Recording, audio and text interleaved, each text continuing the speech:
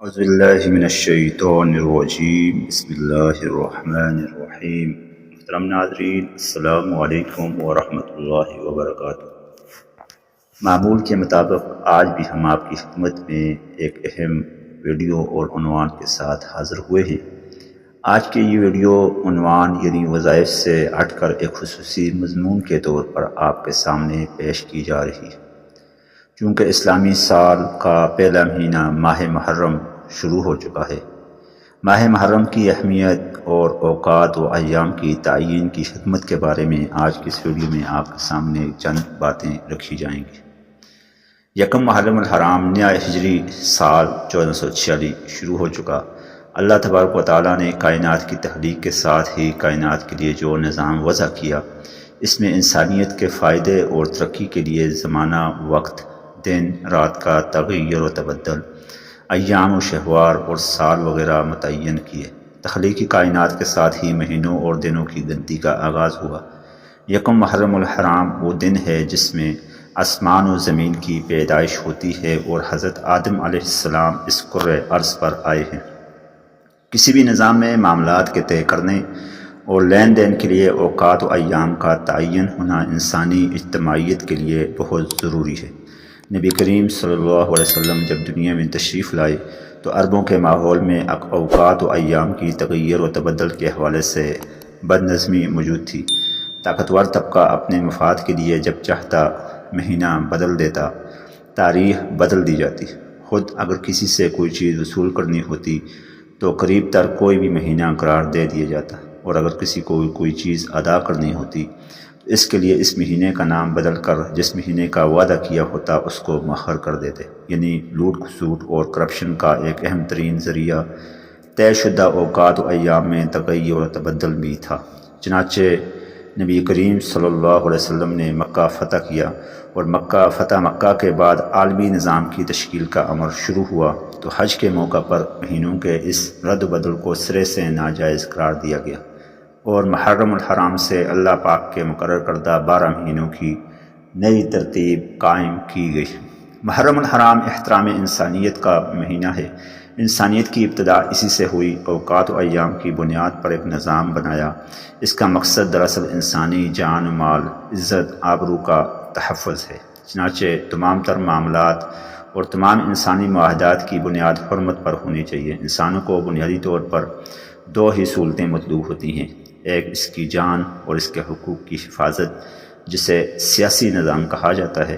دوسری بڑی بنیادی چیز انسانی مال کی حفاظت ہے، جو انسان کے فائدے کے لیے اہم کردار ادا کرتی ہے۔ یہ ایک معاشی نظام ہے۔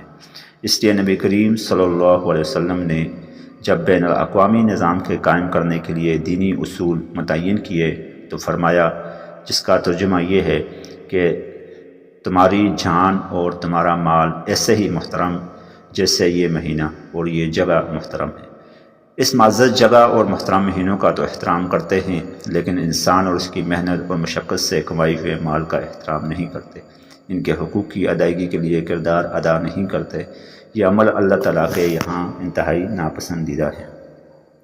دین اسلام دراصل اجتماعی سوسائٹی کی تشکیل اور اس کے امور کو بہترین انداز میں سر انجام دینے کی عقلی اور شعوری رہنمائی دیتا ہے۔ یہ کوئی روایتی مذہب یا محض کسی عقیدت کی بنیاد پر کچھ رسومات سر انجام دینے کا دین نہیں، اس کا تعلق انسانیت کی ترقی اور فلاح و بہبود سے ہے۔ محرم الحرام سے نئے اسلامی سال کا آغاز اس بنیاد پر نہیں کہ مذہب اسلام نے یہ ہجری قمری سن مقرر کر دیا تو محض رسمی طور پر یہ اسلامی ہو گیا اور باقی شمسی سال غیر اسلامی ہو گئے۔ اس سے قبل دنیا بھر میں یہ دونوں شمسی اور قمری نظام موجود تھے۔ نبی اکرم صلی اللہ علیہ وسلم اور صحابہ رضوان اللہ علیہم اجمعین نے ان میں سے قمری سن کو اصلیہ مقرر کیا تاکہ قمر یعنی چاند کا طلوع و غروب ہر آدمی آسانی سے معلوم کر سکے۔ نیز بالادست طبقات اپنے ذاتی مفاد میں علم نجوم کی فلکیاتی بنیاد پر مہینے نہ تبدیل کرتے رہے، اس لیے اجتماعی سہولت کی بنیاد پر قمری نظام وضع کیا گیا۔ اسی اساس پر ہجری کیلنڈر متعین کیا گیا۔ دین کی تعلیمات اساسی اصول و احکام اور دراصل انسانی سہولت کے لیے ہیں۔ کسی اجتماع سے کسی کام میں جو بھی سہولت پیدا ہو، اس کو اختیار کرنا اسلام کا تقاضا ہے۔ اگر اس سہولت کو رد کر کے کوئی مشکل گھڑی پیش کی جائے تو گویا یہ امن و سلامتی سے متصادم عمل ہے۔ اگر آج سہولت کسی اور انداز میں ہے تو اس کے مطابق معاملات طے کیے جاتے ہیں۔ قمری یا شمسی کیلنڈر کا استعمال اجتماعی امور میں سے ہے اور اجتماعی امور میں انتظامی سہولت دیکھی جاتی ہے۔